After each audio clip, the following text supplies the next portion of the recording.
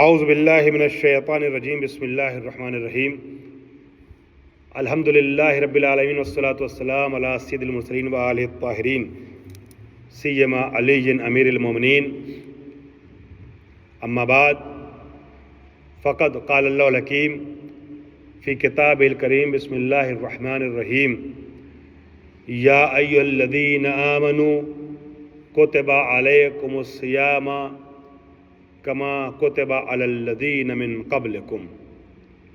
حضرات، ماہ مبارک رمضان کا آغاز ہونے جا رہا ہے۔ آپ آج کی اس نشست میں استقبال ماہ مبارک رمضان کے عنوان سے تشریف فرما ہیں۔ آپ کی تعداد جو بھی ہو، جو نہیں آ پائے اعلان دیکھنے کے باوجود کہ آج کے لیکچر کا ٹاپک کیا ہے، ان کے بارے میں آپ کچھ نہ سوچئے گا۔ ان کی کیا مصلحت رہی ہے، کیا مجبوری ہے، کیا وجہ ہے، آپ اپنے بارے میں سوچئے گا کہ آپ کو اللہ نے یہ توفیق دی۔ آپ خوش نصیب ہیں کہ آج کے اس اہم لیکچر میں، اہم درس میں آپ کی آمد ہو گئی۔ میں احکام روزہ و رمضان بیان کرنے سے قبل اس آیت کا ترجمہ کر دوں جو روزے کے متعلق قرآن مجید میں ہے۔ یا ایھا الذین آمنوا کتب علیکم الصیام کما کتب علی الذین من قبلکم۔ اے وہ لوگ کہ جو ایمان لے آئے، تم پر روزہ، میرے مومن بندو، مومنوں، تم پر روزہ ویسے ہی واجب قرار دیا گیا ہے جیسے تم سے پہلے والی امتوں پہ لازم اور واجب تھا۔ قرآن کی یہ آیت بتا رہی ہے کہ گزشتہ امتوں میں بھی، ادیان الہی میں بھی روزے کا دستور، روزے کا حکم آیا تھا۔ روزہ گزشتہ ادیان الہی میں بھی رکھا جاتا تھا۔ یہ الگ بات ہے کہ ذرا سا فرق ہو سکتا ہے کچھ چیزوں میں، کچھ مسائل میں، ورنہ کلی طور پر، بنیادی طور پر روزہ وہ مستحسن عمل ہے، وہ نیک عمل ہے جو ادیان الہی میں گزشتہ زمانے سے رائج رہا ہے۔ آئیے ہم روزے کے احکام کو بیان کرتے ہوئے سب سے پہلے آغاز کر رہے ہیں روزے کے سلسلے سے کچھ باتیں بیان کرنے کے ارادے سے کہ روزے میں سب سے پہلی چیز، دیکھیے روزے کے احکام تفصیل سے بتائیں گے تو اچھا خاصا وقت چاہیے، چونکہ اس درس کا ٹائم ہوتا ہے 15-20 منٹ، تو 15-20 منٹ میں ایک انتخاب ہے، خلاصہ ہے جو میں آپ کے سامنے پیش کرنا چاہوں گا۔ ساتھ میں میں یہ بھی عرض کر دوں کہ اگر کوئی سوال کرنا چاہے گا مزید تو بعد میں سوال کر سکتا ہے۔ فی الحال یہ پروگرام جو ہے، اس کا وقت جو ہے، اس میں گفتگو اپنی مکمل کرنا چاہوں گا، کوشش کروں گا۔ بہرحال دیکھیں کتنی کامیابی ملتی ہے۔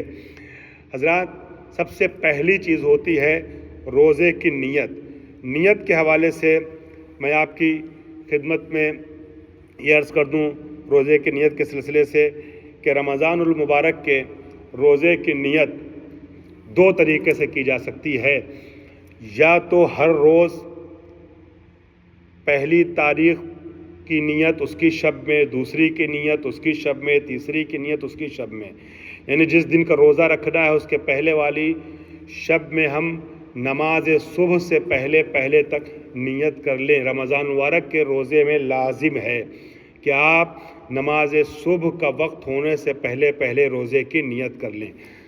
30 دن آپ اس طریقے سے ہر روز کے لیے الگ الگ نیت کر سکتے ہیں، لیکن بہتر یہ ہے کہ آپ پہلی شب میں ہی 30 دن کی نیت ایک ساتھ کر لیں کہ ہم اس ماہ مبارک رمضان میں خداوند عالم تیری قربت کے لیے روزہ رکھنا چاہتے ہیں۔ اب اس میں یہ ہو سکتا ہے کہ کبھی کسی وجہ سے روزہ نہیں رکھ پائے، سفر پیش آ گیا، خدا نخواستہ بیمار پڑ گئے، کچھ ایسا ہو گیا، 1 دن 2 دن کا بریک لگ گیا تو مسئلہ نہیں ہے۔ جس دن آپ روزہ نہیں رکھ پائیں، سفر پہ جا رہے ہیں آپ میلبرن، وہاں سے واپس آئے 2 دن بعد، تو وہ آپ کا کنٹینیو رہے گا۔ جو 2 دن کا چھوٹا ہے وہ انشاءاللہ بعد میں قضا کر لیں گے، لیکن وہ آپ کو نیت جو آپ نے پہلی شب میں کر لی ہے تو وہ کنٹینیو رہے گی۔ اس کا ایک فائدہ یہ بھی رہتا ہے کہ اگر کسی رات نیت نہیں کر پائے تو کوئی ٹینشن نہیں ہے۔ یہ تو نیت کے لیے میں نے آپ سے عرض کر دیا۔ اسی طریقے سے اس سلسلے میں میں خوب البتہ مستحب روزے کے لیے ایسا نہیں ہے۔ مستحب روزہ آپ دن میں کسی بھی وقت نیت کر لیں، اگر کوئی کام آپ نے ایسا نہیں کیا ہے رمضان کے علاوہ کبھی آپ مستحب روزہ بقرعید کے مہینے میں غدیر کا روزہ رکھنا چاہ رہے ہیں، روزہ عرفہ کا روزہ رکھنا چاہ رہے ہیں، پہلی ذی الحجہ کا روزہ رکھنا چاہ رہے ہیں، 15 شعبان کا روزہ رکھنا چاہ رہے ہیں، 17 ربیع الاول کا روزہ رکھنا چاہ رہے ہیں، کسی اور تاریخ کا روزہ مستحب روزہ جمعے کا روزہ رکھنا چاہ رہے ہیں، جمعرات کا روزہ رکھنا چاہ رہے ہیں، کوئی بھی مستحب روزہ رکھنا چاہ رہے ہیں، تو آپ دن میں کسی بھی ٹائم مغرب سے پہلے اگر کوئی کام ایسا نہیں کیا جو روزے کو توڑ دیتا ہے، کھایا پیا نہیں ہے اور دوسرا کوئی ایسا کام جو روزے کو توڑتا نہیں کیا ہے، تو آپ دن میں کسی بھی وقت نیت کر سکتے ہیں مستحب روزے کے لیے، ٹھیک ہے۔ اور خوب یہ ایک سلوات پڑھیں پر محمد وآل محمد۔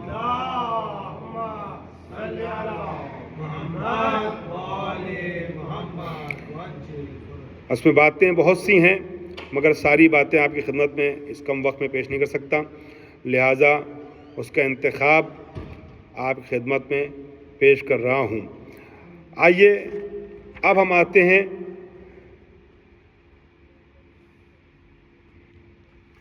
نیت کے مسائل کو چھوڑتے ہوئے، دو چار باتیں اور میں نے کوٹ کی تھی، نشان لگایا تھا کہ اسے بیان کروں گا، مگر قلت وقت کی وجہ سے وہ چھوڑتے ہوئے میں آ رہا ہوں مبتلات روزہ پر۔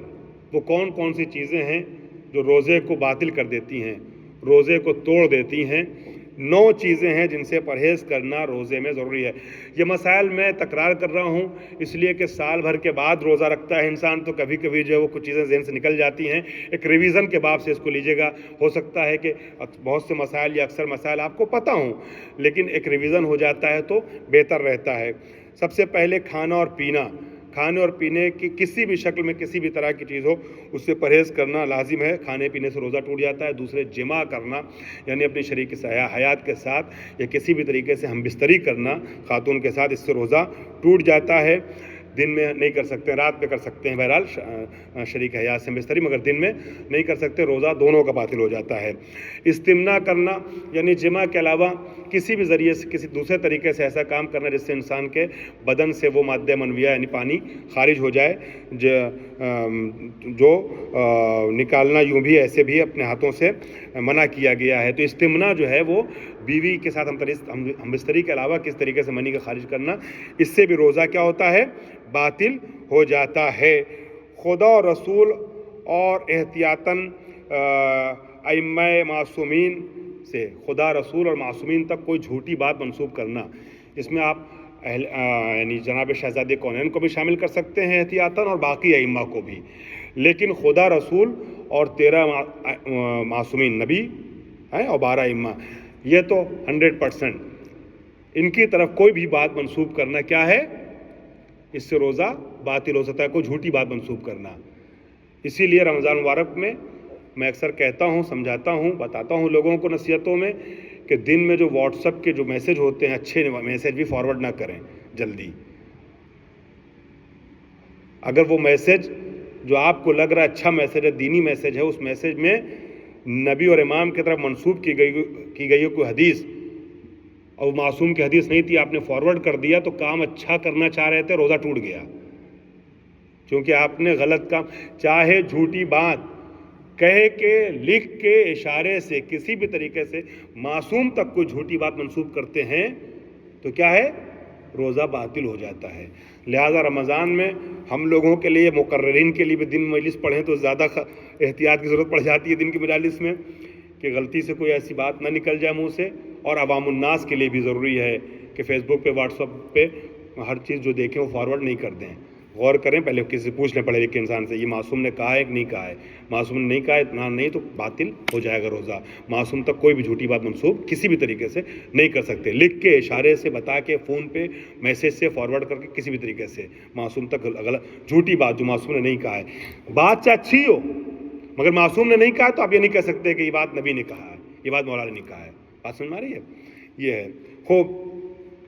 اسی طریقے سے غبار کو، گرد و غبار کو حلق تک لے جانا، غلیظ غبار، ہلکا پھلکا راستہ چلتے وہ ہوا چلی ہلکی پھلکی آ جائے، حلق میں آ جائے تو کوئی مسئلہ نہیں ہے. آندھی چل رہی ہے، تیز ہوا چل رہی ہے، غبار ہے باقاعدہ نظر آ رہی ہے، دھول اڑ رہی ہے، تو منہ کھولیں نہیں، منہ بند کر لیں. کوشش کریں جتنا ہو سکے اس سے پرہیز کریں.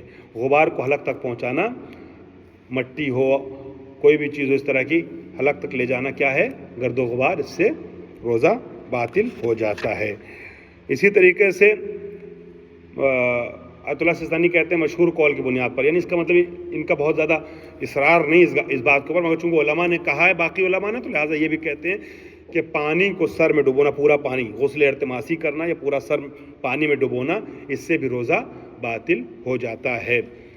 میں نے عرض کیا تھا اس دن 2 طریقے کے غسل ہوتے ہیں نا. غسل ترتیبی ہوتا ہے جو آپ ڈبو سے، شاور میں، بالٹی سے ایسے کرتے ہیں غسل، ہے نا، پانی ٹوٹی سے.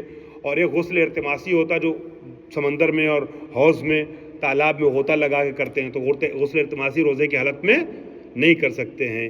اسی طریقے سے غسل نہیں بھی کر رہے ہیں تب بھی سر صرف ڈبوئیں پانی میں، پورا سر ڈوب جائے تو بھی، اگر آدھا سر ڈوب گیا پانی میں سے، بالٹی میں، تالاب میں، مسئلہ نہیں ہے.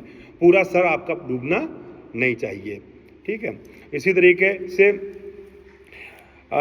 اذان صبح تک جنابت، حیض اور نفاس کی حالت میں باقی رہنا.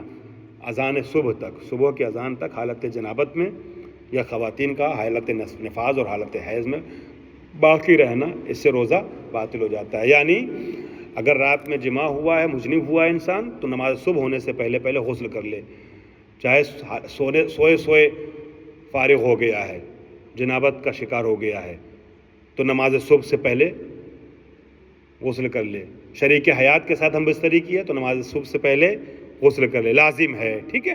اسی طریقے سے خاتون، وہ ایام تھے 3 دن، 4 دن، 5 دن، 7 دن، 9 دن، 10 دن، جس کی جیسی بھی عادت ہو. منیمم 3 ڈیز ہوتے ہیں، میکسیمم 10 ڈیز.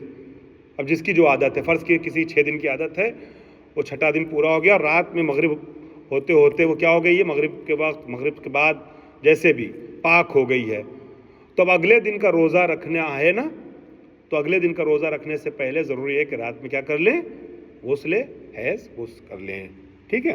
غسل کرنا واجب ہے ورنہ روزہ باطل ہو جاتا ہے، حالت جنابت، حالت حیض اور حالت نفاس پر باقی رہنے سے. اسی طریقے سے کسی سیال چیز سے ہوکنا، یعنی انما کرنا، ہوکنا انما، انسان کو مثلا قبض وغیرہ ہو جاتا ہے تو اس کو لوز موشن کرانے کے لیے کرتے ہیں نا، موشن پاس کرانے کے لیے چیزوں کا استعمال کرتے ہیں نیچے سے، تو اس کو انما کہتے ہیں، ہوکنا کہتے ہیں عربی میں. تو اس طرح کی چیزوں سے، یہ جو ہے نا سیال چیز، یعنی لیکوڈ چیز سے ایسے کرنے کی کوشش کرنا، اس سے روزہ باطل ہو جاتا ہے. ہو سکتا ہے کچھ چیزیں ایسی ہو جو میں کلیئر نہیں کر پا رہا ہوں، تو بعد میں آپ میں سے کوئی سوال کرنا چاہے تو مجھ سے سوال کر سکتا ہے. خوب جان بوجھ کر کے قے کرنا، تعمد القے، آمادن قے کرنا، انگلی حلق میں ڈال کر کے کسی بھی طریقے سے قے کرنا، اس سے روزہ کیا ہوتا ہے؟ باطل ہو جاتا ہے. اگر عجیب سی طبیعت ہو رہی ہے نا، بدہضمی ہو رہی ہے، کھانا ہضم نہیں ہو رہا، الٹی ٹائپ، تو دن میں ڈکار آ رہی کھٹی کھٹی سی، تو اپنے کو ریلیکس کرنے کے لیے الٹی حلق میں الٹی ڈال کے کسی اور طریقے سے کوشش کرنا کہ وومیٹنگ ہو جائے، قے کر لیں تاکہ ریلیکس ہو جائے طبیعت، اس سے روزہ باطل ہو جاتا ہے. ہاں، خود بخود اگر قے ہو جاتی ہے تو روزہ باطل نہیں ہوتا. خود سے اگر وومیٹنگ ہو جاتی ہے تو روزہ باطل نہیں ہوتا. جان بوجھ کر کے ایسا نہیں کرنا چاہیے. اب یہاں پر جلدی میں کچھ چیزیں عرض کر دیتا ہوں کھانے اور پینے کے متعلق. چاہے وہ کھانے پینے والی وہ چیز ہو جو عام طور پہ کھائی پی جاتی ہے، جیسے روٹی اور پانی، یا اس طرح کی چیز ہو جو عام طور پہ کھائی پی نہیں جاتی ہے، مثال کے طور پہ مٹی اور کسی درخت کا شیرہ، پیڑ کا، ٹری کا شیرہ، رس پی لینا جو عام طور پر نہیں کھایا پیا جاتا. اس سے فرق نہیں پڑتا ہے، کھانے پینے والی چیز ہو یا کھانے پینے والی چیز نہ ہو. عام طور پہ مٹی نہیں کھائی جاتی عام طور پہ، مگر روزے میں آپ یہ بھی نہیں کھا سکتے. سمجھ میں آ گئی بات؟ کلیئر ہو گیا؟ نارمل کھائی پی جانے والی چیز ہو، نہ کھائی پی جانے، روزہ باطل ہو جاتا ہے. ٹھیک ہے. ہاں، اگر غلطی سے اگر کسی نے کوئی چیز کھا پی لی ہے یا بھولے سے کھا پی لیا ہے تو روزہ باطل نہیں ہوتا. یہ بات یاد رکھیے گا. جان بوجھ کر کے 1 قطرے کا 1000واں حصہ بھی اگر پی لیا، 1 دانے کا 10واں ٹکڑا بھی اگر کھا لیا تو روزہ باطل. لیکن اگر بھولے سے پیٹ بھر کے کھانا کھا لیا ہے، خوب جم کے پانی پی لیا ہے، پھر یاد آ رہے ہم تو روزہ تھے، آج رمضان شروع ہو گیا ہے نا، تو اس سے روزہ باطل نہیں ہوتا۔ شروع جب رمضان شروع تھا نا، بعد میں 2-3 دن کے بعد آدمی یوز ٹو ہو جاتا ہے نا، لیکن شروع کے 2-3 دنوں تک کبھی کبھی انسان جو ہے کنفیوژن کا شکار ہو جاتا ہے، اچانک پانی پینا، ارے نہیں پیتے پیتے پانی رکھ دے۔ اب یہ نہیں کہ اب تو پی لیا ہے تو پیتے رہنے ہی نہیں، جہاں پہ یاد آ جائے وہیں پہ گلاس رکھ دے، ٹھیک ہے۔ جان بوجھ کر کے کرنے سے یہ سب روزہ باطل ہوتا ہے، بھولے سے اگر ہو گیا تو کوئی مسئلہ نہیں ہے۔ انجیکشن وغیرہ جو لگاتے ہیں، اکثر لوگ سوال کرتے ہیں آپ لوگوں میں سے، سوئی لگانا، انجیکشن لگانا، تو انجیکشن لگانے سے روزہ نہیں باطل ہوتا ہے۔ البتہ وہ انجیکشن جو دوا اور غذا کے طور پہ یوز ہوتا ہے، آپ کو تقویت پہنچانے کے لیے یوز کیا جاتا ہے نا، انرجی دینے کے لیے یوز کیا جاتا ہے، اس سے پرہیز کرنا چاہیے۔ لیکن فرض کیجئے کہ اگر سر میں درد ہو رہا ہے اور شدید درد ہو رہا ہے، آپ دن بھر برداشت کرنا مشکل ہے، ڈاکٹر کے پاس گئے تو دوا تو کھا نہیں سکتے، لیکن اگر وہ دوا آپ کو انجیکشن لگا دیتا ہے، ٹھیک ہے، تو کوئی مسئلہ نہیں ہے اس طریقے سے، ٹھیک ہے۔ ورنہ کھانے پینے والی غذا والا یا تقویت پہنچانے والا انجیکشن اس طرح کا جو ہے وہ یوز کرنے سے پرہیز کرنا چاہیے۔ مگر جیسے بے حس کرنے والا انجیکشن ہے، فرض کیجئے بے حس کرنا، کسی وجہ سے ضرورت پڑ گئی، ڈاکٹر سن والا انجیکشن لگانا چاہے اس ٹائپ کا، تو کوئی مسئلہ نہیں ہے۔ دوا کے طور پہ یوز ہونے والا وہ کہ جو تقریباً کھانے کا کام کرتا ہے، ٹھیک ہے، یا تقویت پہنچانے والا انرجی والا انجیکشن، اس طرح کے انجیکشن سے کیا ہوگا، پرہیز کریں گے۔ اور جو میں نے سر کے درد والی مثال دے دی تھی، اس میں بھی اگر وہ انجیکشن کھانے کے حساب سے دوا کے سبسٹیوٹ کے طور پہ استعمال ہوتا ہے کہ کھانے والی دوا کے طور پہ وہ کے بدلے میں جا رہا ہے، جو اسی دوا کا کام اسی طریقے سے کرتا ہے جیسے کھانے والی دوائیں ہوتی ہیں، تو اس سے پرہیز کرنے کی ضرورت ہے۔ میں ان کا جملہ بیان ہی پڑھ دیتا ہوں تاکہ اگر میں بیان کرنے میں کچھ صحیح کلیئر نہیں کر پایا ہوں تو آپ آیت اللہ سستانی کا جملہ سن لیجئے گا۔ آپ فرماتے ہیں اگر روزہ دار نہیں، کہاں گیا اس کے نیچے والا مسئلہ، جو انجیکشن عضو کو بے حس کر دیتے ہیں، عضو یعنی پارٹ آف بدن، ٹھیک ہے، پارٹ آف باڈی، جو انجیکشن عضو کو بے حس کر دیتے ہیں یا کسی اور مقصد کے لیے استعمال ہوتے ہیں، اگر روزہ دار انہیں استعمال کرے تو کوئی حرج نہیں، لیکن بہتر یہ ہے کہ ان انجیکشنوں سے پرہیز کیا جائے جو دوا اور غذا کے بجائے استعمال ہوتے ہیں۔ اسی طریقے سے منہ کا پانی جو ہے سلاوا وغیرہ نگلنے میں کوئی حرج نہیں، روزہ باطل نہیں ہوتا ہے۔ اکٹھا کر لیں اور اکٹھا کر کے وہ پھر اس کے بعد ایک ساتھ نکلیں، یہ غلط ہے۔ نارمل جتنا منہ میں پانی آتا رہتا ہے، سلاوا آتا رہتا ہے، اس کو جیسے روزانہ رہتے ہیں ویسے رمضان میں رہیں گے۔ ایسا نہیں کہ رمضان میں اکٹھا کر کے بار بار تھوکیں، بعض لوگ تھوکتے رہتے ہیں، گندگی کرتے رہتے ہیں، یہ اچھی بات نہیں ہے اور گندی بات ہے یہ کہ جو ہے وہ تھوک اکٹھا کر رہے ہیں، کونے میں تھوک رہے ہیں۔ اسلام اس گندگی کو آپ کو انجام دینے کو نہیں کہتا ہے۔ سلاوا نارمل جوس جیسے گھوٹ جائے، ہاں اگر بلغم آ گیا ہے اندر کا، خکار کے بعد منہ میں آ گیا، ناک اور گلے کا بلغم، تو اس کو تھوکنے جائیں۔ لیکن نارمل سلاوا جو ہے، نارمل تھوک جو زبان پہ آتا ہے، دہن میں آتا ہے، اس کو کیا نام ہے، گھوٹنے میں کوئی حرج نہیں، اس سے تھوکنا واجب نہیں ہے، ٹھیک ہے۔ اب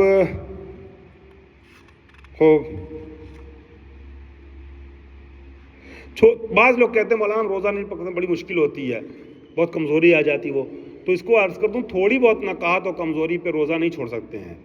اگر بہت نقاہت ہے، ایسی نقاہت اور کمزوری ہے کہ روزہ رکھنا انسان کے لیے شدید مشقت کا سبب ہو رہا ہے، تب روزہ چھوڑ سکتے ہیں۔ جب نقاہت دور ہو جائے یا جب وہ دن آ جائیں کہ جو روزہ رکھنا آسان ہو انسان کے لیے، تو اس کی قضا رکھ لے گا، ٹھیک ہے۔ اس کے الگ مسائل ہیں قضا وغیرہ کے۔ خوب، جمع میں نے عرض کر دیا کہ عضو تناسل یعنی ختنے کی جگہ تک اگر انسان کا آلہ تناسل اندر چلا گیا ہے تو پھر روزہ باطل ہو جاتا ہے۔ عضو تناسل یعنی اشفا جو ختنے کی جگہ ہے اس سے کم مقدار میں گیا تو روزہ باطل نہیں ہوتا ہے۔ ختنے کی مقدار تک چاہے پانی نکلے یا نہ نکلے، روزہ کیا ہو جاتا ہے، باطل ہو جاتا ہے۔ یہ جمع میں ہے، اور دونوں کا روزہ باطل ہو جاتا ہے، ٹھیک ہے۔ اور استمنا کے بارے میں بتا چکا ہوں۔ لیکن اگر بے اختیاری سے خود سے بغیر کوشش کی منی نکل جاتی، کسی وجہ سے کچھ دماغ میں تصور آ گیا، کچھ ہو گیا بے اختیاری، تو صورت میں اگر منی نکل جاتی تو روزہ صحیح رہے گا، روزہ باطل نہیں ہوگا۔ جان بوجھ کر کے منی نکالنے کی کوشش نہیں کرنا چاہیے، ٹھیک ہے۔ اس کی بھی کچھ تفصیلات ہیں، وہ چھوڑ رہا ہوں۔ خدا اور رسول پر بہتان باندھنا، انہوں نے لکھا ہے اگر روزہ دار زبان سے یا لکھ کر یا اشارے سے یا کسی اور طریقے سے اللہ تعالیٰ یا رسول اکرم صلی اللہ علیہ وسلم، ٹھیک ہے، یا آپ کے برحق جانشینوں یعنی 12 اماموں، ٹھیک ہے، میں سے کسی سے جان بوجھ کر کوئی جھوٹی بات منسوب کرے تو اگرچہ وہ فوراً کہہ دے کہ میں نے جھوٹ کہا تھا، تب بھی کیا ہے، احتیاط لازم بنا اس کا روزہ باطل ہے. اور احتیاط مستحب یعنی بہتر یہ ہے کہ جناب فاطمہ اور باقی ائمہ تک بھی جھوٹی بات منسوب نہ کرے. ٹھیک ہے، یہ روزے کے بطلان کا سبب بن جاتا ہے. ہو کوئی روایت ایسی پڑھی ہے آپ نے جس کو یقین نہیں ہے کہ معصوم کی ہے کہ نہیں ہے، تو اس روایت کو نقل کرنے سے کیا کریں، گریز کریں. بہت اہم چیز ہے، بہت اہم چیز ہے، اچھی لگتی ہو آپ کو تب بھی. ٹھیک ہے، کچھ ایام ہوتے ہیں، کچھ دن ہوتے ہیں جس میں کچھ خاص مسائل ہوتے ہیں. حج پہ جاتے ہیں نا، عام طور پہ اپنی شریک حیات کے ساتھ محبت کرنا، بوسہ لینا، یہ سب کرنا کیا ہے، عبادت مانا جاتا ہے، عبادت مانا جاتا ہے. ٹھیک ہے، تولید نسل کے لیے، سنت پیغمبر عمل کرنے کے لیے شریک حیات کے ساتھ سونا عبادت مانا جاتا ہے. حج پہ جاتے ہیں حرام ہو جاتا ہے. یہی تو ہمارے لیے معیار حکم خدا ہے. جب اللہ کسی چیز کو کہہ دے حلال ہے تو حلال ہے، جب حرام کہہ دے تو حرام ہے. غور کر رہے ہیں آپ؟ تو اچھی بات یوں بھی سادے دنوں میں بھی جب تک یقین نہ ہو تب تک معصوم تک منسوب نہیں کرنا چاہیے. 6 برسات رمضان ہو تو رمضان میں روزہ باطل ہو جاتا ہے، اس لیے احتیاط کرنا چاہیے. غبار کی بات میں بتا چکا ہوں، اس لیے چھوڑ رہا ہوں غبار کے مسئلے کو جو انہوں نے الگ سے بیان کیا ڈیٹیل اس کی. سر کو پانی میں ڈبونا، اس کی بھی تفصیل چھوڑ رہا ہوں. اذان صبح تک حالت جنابت پہ نفاس اور حیض میں باقی رہنا. اس میں ایک چیز آپ یاد رکھیے گا، میں ذرا 2-3 منٹ آپ لوگ اور لے لوں، اجازت ہے؟ بس 2-3 منٹ اور لینا چاہوں گا. آج کے درس کا وقت تقریباً ختم ہو چکا ہے. دیکھیے ہوتا کیا ہے، انسان رات میں 12 بجے خواب سے اٹھتا ہے، محتلم ہو جاتا ہے، جنابت ہو جاتی ہے اسے، خواب سے اٹھتا ہے، محسوس کرتا ہے کہ ہم نجس ہو گئے. اب غسل واجب ہو گیا نماز صبح سے پہلے. تو اگر سو جائے اور ارادہ بھی نہ رکھے غسل کا تو کیا ہو جاتا ہے، روزہ اس دن کا باطل ہو جاتا ہے نا. مسائل ہیں، قضا اور کفارہ کا مسئلہ آتا ہے. لیکن ارادہ رکھتا ہے، 12 بجے نجس ہوا، اس نے ارادہ کیا کہ ابھی نماز صبح کا وقت 5 بجے ہوگا، اٹھ کر کے ہم غسل کر لیں گے. 1 بجے پھر اٹھا، پھر اس نے دیکھا بھی بہت ٹائم ہے، سو گیا. تب بھی سونے میں کوئی حرج نہیں ہے، اس دن کے روزے کی کفارہ نہیں اس کے اوپر. لیکن 1 بجے سویا، 2 بجے پھر اٹھا، اب اس کی 2 نیند پوری ہو گئی تھی، تیسری نیند چل رہی ہے.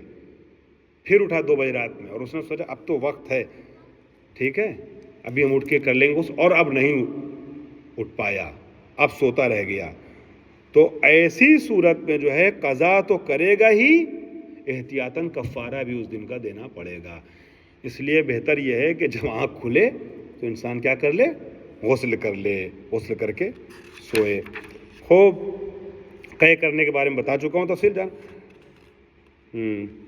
چلیے وہ چیزیں جو روزہ دار کے لیے مکروہ ہیں، اور حالت سفر کے روزے، وہ صورتیں جن میں قضا واجب ہے، صرف وہ صورتیں جن میں صرف کفارہ واجب ہے. مسافر جب سفر پہ جاتا ہے تو کب روزہ صحیح رہے گا، کیسے صحیح رہے گا، کیسے روزہ چھوڑنا ہے، کیا کرنا ہے. ٹھیک ہے، وہ لوگ جن پر روزہ رکھنا واجب نہیں ہے، یہ سارے مسائل چھوٹ گئے ہیں. مستحب روزے، حرام اور مکروہ روزے، یہ سب رہ گئے. صرف حرام اور مکروہ روزے کے لیے عرض کر دیتا ہوں، بات کو اپنی مکمل کر رہا ہوں. انشاءاللہ اس کو پھر کسی اور دن مکمل کروں گا، اپنی بات کو شاید کسی اور دن اس کو پیش کر دوں تفصیل. لیکن صرف مکروہ اور واجب، مکروہ اور حرام روزہ بتا دوں. حرام عید کے دن و بقرعید کے دن کا روزہ کیا ہے، حرام ہے. اور ابھی جو پرسوں آ رہی ہے 30 شعبان کو جب یقین نہ ہو کہ پہلی رمضان ہے تو رمضان کی نیت کر کے روزہ رکھنا حرام ہے. کتنے ہو گئے حرام روزے؟ 3. ایک پہلی شوال کو یعنی عید الفطر کے دن، 2 10 ذی الحجہ کو یعنی بقرعید کے دن، اور 3 30ویں شعبان کا روزہ جو بہت ثواب ہے. 30 شعبان کی لاسٹ ڈیٹ 30 شعبان، بے انتہا ثواب روزہ رکھنا چاہیے، رمضان کے روزے کی طرح تاکید. لیکن جب تک آپ کو یقین نہ ہو کہ آج پہلی رمضان، اس وقت تک رمضان کی روزے کی نیت کرنے سے روزہ رکھنا، رمضان کے روزے کی نیت کر کے روزہ رکھنا کیا ہے؟ بولیے، حرام ہے، جی ہاں. تو یہ 3 روزہ حرام ہو جاتا ہے. 2 تو بالکل حرام ہے ہی ہے، عید و بقرعید کا. تیسرا روزہ آپ کی نیت کی وجہ سے حرام ہو جائے گا. یعنی اگر رمضان نہیں شروع ہوا اور رمضان کی نیت کر لیتے ہیں تو ہاں سنت کی نیت سے کریں. شک ہو تب بھی سنت کی نیت سے کریں. اگر شیور نہیں کہ آج 30 شعبان ہے، پہلی رمضان ہے، تب بھی سنت کا روزہ رکھیں. اگر بعد میں پتہ چلتا ہے کہ پہلی رمضان تھی تو وہ رمضان کاؤنٹ ہو جائے گا. آپ کو اس کا ٹینشن لینے کی ضرورت نہیں ہے، مگر جب تک یقین نہ ہو تب تک آپ رمضان کی نیت نہیں کریں گے. مستحب روزے تو بہت سے ہیں.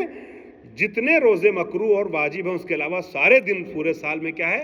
مستحب ہے. اس میں سے کچھ کی تاکید زیادہ کی گئی، مثلا غدیر کی ہے، کیا نام ہے 15 شعبان کی ہے، 27 رجب کی ہے. اس طرح کے جو خاص تاریخیں ہیں اس کو تاکید کی گئی. ہر مہینے کی پہلی تاریخ ہے، آخری تاریخ ہے، جمعرات ہے، یہ ہے وہ تمام. جمعرات جمعہ ہے، بدھ بعض مہینوں کے جمعرات، بعض اوقات بدھ جمعرات جمعہ 3 دن کا ہے. ایام البیض کا 13 14 15 رجب، ہر مہینے کی 13 14 15. یہ سب چیزیں جو ہیں وہ باقی روزے سب مستحب کہلاتے ہیں، جس میں کچھ مستحب تاکیدی ہیں، روایت پائی ہیں، اور ورنہ سارے دن کے روزے آپ رکھ سکتے ہیں مستحب کی نیت سے. وآخر دعوانا الحمدللہ رب العالمین.